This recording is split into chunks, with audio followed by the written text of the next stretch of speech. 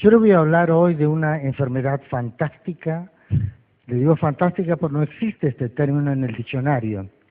Esta enfermedad se llama la broncemia y dicen que los médicos que la padecen, ya que broncemia etimológicamente sería la cantidad de nivel de bronce en sangre, los médicos que la padecen, a medida que pasan los años, al comenzar a invadirse con bronce, creen que son próceres y sueñan con que su estatua de bronce alguna vez esté en el patio del hospital o de la clínica en la que él trabaja. Este término lo escuché hace fácilmente 30 años del doctor Feijó Osorio, un médico reconocido cordobés en un servicio de cirugía del Hospital de Clínicas acá en Córdoba, en el cual era también profesor adjunto Narciso Hernández, porque muchos atribuyen a Narciso Hernández este término de broncemia, pero de que la que encontré, la utilicé en la docencia y me quedó grabada esa palabra para siempre. Decía Narciso Hernández que el enfermo de broncemia pasaba por 2 etapas. La primera etapa era la importantitis, en la que él se creía que era tan importante que nadie era mejor que él. La segunda etapa era la inmortalitis. Cuando el paciente ya llegaba a su etapa final, y cuando el bronce invadía todo su cuerpo, ahí sí se creía que era una estatua olímpica e inmortal. ¿Dónde se desarrolla esta enfermedad? Y generalmente en aquellos lugares que presumen de un alto nivel de intelectualidad. Y el medio ecológico ideal, sin ninguna duda, es la universidad. Pero también se han descrito casos muy severos en tribunales, en grandes sanatorios, en sociedades científicas, en empresas, también en instituciones deportivas de renombre. Y, ¿por qué no decirlo? Ayer en el almuerzo me comentaban también en la clase política. Y justamente en la clase política parece que, sin antecedente que lo hicieran presumir, la soberbia y la solemnidad propia del broncémico aparecen en el político de manera espontánea. Otro dato importante es la edad. Generalmente comienza a aparecer 45, 55 años, pero los casos más severos se presentan entre los 55 y 65 años, que es cuando el hombre, en su deseo de disertar y hablar de cosas que generalmente ha leído en forma bastante superficial, está en relación inversa con su edad y su capacidad de poder comprender y discernir. El sexo también es importante. Se creía que era más que nada del sexo masculino, pero creo que ahora con el auge del feminismo, si hiciéramos nuevas estadísticas bien concretas, encontraríamos gran número de mujeres con broncemia. Y lo que todos los autores están de acuerdo en asegurar es que la broncemia en las mujeres siempre ha sido caso de extrema gravedad y prácticamente incurables. Los síntomas más comunes del broncémico son 3. La diarrea mental, la hipoacusia interlocutoria y el reflejo cefalocaudal. La diarrea mental se caracteriza por una verborragia exagerada en la que el broncémico habla y habla todo lo que su cerebro depone. Generalmente habla erguido y como si estuviera hablando desde un púlpito o de arriba de un atrio. La sordera interlocutoria acompaña siempre la diarrea mental. Cuando el broncémico habla y habla y habla, sus oídos no escuchan nada. Cuando el broncémico habla, no escucha a nadie. Y el reflejo cefalocaudal es el que le da esa forma tan característica de caminar con la cabeza elevada, la cola parada por la impregnación de bronce. Y algunos autores dicen que el bronce comienza a depositarse primero en los pies y después sube hasta llegar al cerebro. Y si esto fuera cierto, posiblemente justifique el hecho de que los broncémicos, desde el comienzo de su enfermedad, ya no caminan, se desplazan majestuosamente. Esto de la broncemia, que pensaba que era una cosa actual, no es así.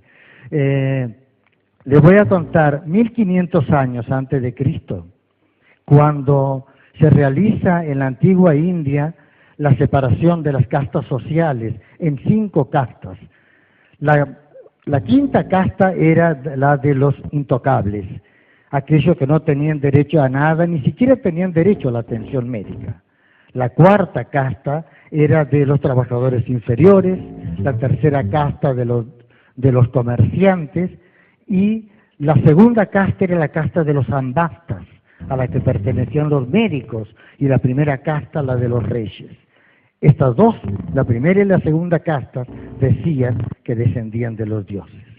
Pienso que tal vez algunos de estos médicos bronzémicos creen realmente que descienden de los dioses.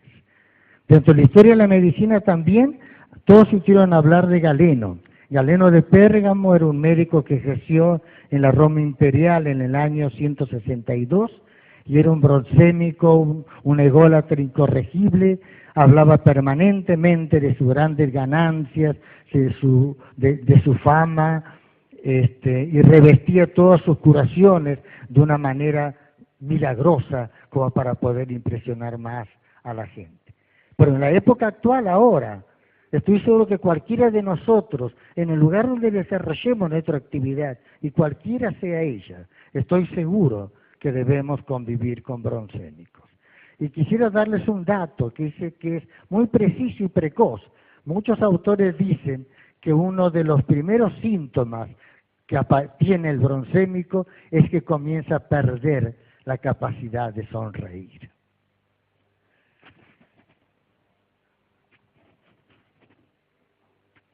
No voy a seguir hablando de los síntomas del bronzémico, pero creo que es importante en esta charla decir qué podemos hacer para que nuestros jóvenes médicos o para que los jóvenes no se contagien de bronzemia. Yo creo que únicamente podemos hacer con todos nuestros esfuerzos, tratar de imbuirles en su cerebro, en sus mentes, el deseo de ayudar a sus colegas, a sus colaboradores, a sus pacientes, de sembrar dentro de ellos para que florezca el espíritu de servicio. Y quiero distinguir entre servicio y espíritu de servicio. Recuerdo hace muchos años cuando estaba haciendo mi tesis doctoral en la sala de cirugía experimental, vi un conejo que le sacaba a otro conejo los hilos de sutura del lomo. Lo habíamos operado en una cirugía en los lomos. Esto de sacarle los puntos un animal a otro no es extraño en la escala animal. Incluso animales de distintas especies se sacan las espinas o los cuerpos extraños. Lo que este conejo estaba haciendo en ese momento, le estaba haciendo al otro un servicio. Porque el servicio es eso, un acto que puede ser instintivo y no necesitar la razón. En cambio, el espíritu de servicio es el profundo deseo de satisfacer a aquellos que necesitan de nosotros. No es un acto, es una actitud, es una función de vida. Si los médicos jóvenes no se preparan para nutrirse intensamente del espíritu de servicio, están preparándose para contagiarse de bronzemia. Hablábamos, sí, del espíritu de servicio, la forma de inculcarlos, pero estas cosas yo no puedo ordenarle a mis médicos jóvenes por decreto. No les puedo decir a partir de mañana piensen así, a partir de mañana comiencen a querer a sus pacientes. Eso no es posible, pero sí podemos ayudarlo con el ejemplo cotidiano para que esto pueda aprender dentro de sus corazones, dentro de sus deseos imperiosos de ayudar a sus colegas y a sus pacientes. Les voy a contar un cuento para que les quede. Hay un famoso pintor que había presentado una exposición que se llamaba Las puertas del corazón. Eran puertas de distintos colores, la exposición era un éxito, puertas hermosas, colores combinados, pero había un personaje dentro de la sala que se paraba dentro de cada puerta, la miraba y pasaba a la otra. De pronto se para delante de una, justo al lado de él está el pintor. Entonces, humildemente le dice, vea, discúlpeme, las puertas que usted pinta son hermosas, pero yo soy cerrajero y quiero darle mi modesta opinión. Veo que sus puertas no tienen picaporte, ¿cómo se van a abrir?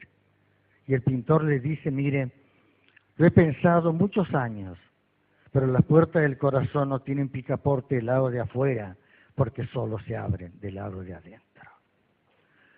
Estoy seguro que ustedes han compartido con médicos bronsémicos, y me imagino que cualquiera de ustedes podría subir acá y contarnos cómo fue su experiencia al lado de un bronsémico, de cualquier profesión. Solo voy a contar lo que le pidieron a Bernie Siegel, que es un pionero de la medicina mente-cuerpo, 3 enfermos terminales, jóvenes que murieron pocos días después, cuando Bernie les dijo, ¿qué quieren que les diga a los médicos jóvenes? Porque yo tengo que hablar ahora en el acto de egreso. ¿Qué mensaje quieren que transmita? Estos pacientes le dijeron que golpeen en nuestra habitación antes de entrar, que cuando se salgan se despidan y nos saluden, y que cuando hablen con nosotros nos miren a los ojos. Ninguno de estos pidió que encontraran la cura de su enfermedad. Solo pedían respeto, solo querían respeto. Y termino esta charla con ese impas propio de la edad. Les voy a contar una anécdota verídica. Es en una sala de operaciones, una larga cirugía, una cirugía prolongada, que de pronto deben reemplazar a una de las enfermeras, y cuando ésta se retira, pasa por detrás del cirujano, un hombre que era reconocido por su espíritu de servicio, pasa detrás de él, le acaricia la espalda, le da un beso y sale. Eso fue para este médico un regalo hermoso. Un hermoso regalo porque esto incluía todo el dolor y el amor que habían sentido médico y enfermera juntos, que habían compartido en la sala de operaciones. Esto le dio fuerzas al médico para seguir. Y como diría otro cirujano, amigo mío, a ese cirujano se le llenó el corazón de música.